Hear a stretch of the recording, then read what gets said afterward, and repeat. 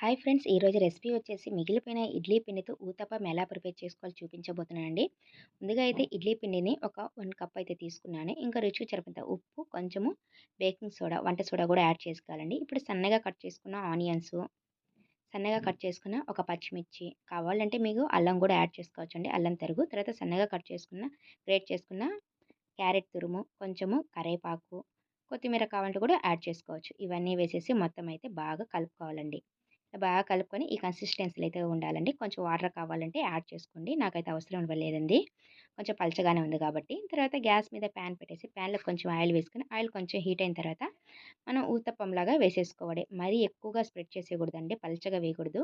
అలాగని మరీ లావుగా వేసేయకూడదు. కొంచెం మీడియంగా అయితే ఉండాల. ఇప్పుడు మూత పెట్టేసి మీడియం ఫ్లేమ్‌లో బాగా కాల్చుకోవాలండి. 2 సైడ్స్ ఇలా తిప్పుకుంటూ బాగా మూత పెట్టేసి కాల్చుకుంటే మనకి ఊతప్పం అయితే రెడీ అయిపోయింది. మన ఛానల్‌ని ఎవరైనా ఫస్ట్ టైమ్ చూస్తుంటే సబ్స్క్రైబ్ చేసుకోండి ఫ్రెండ్స్.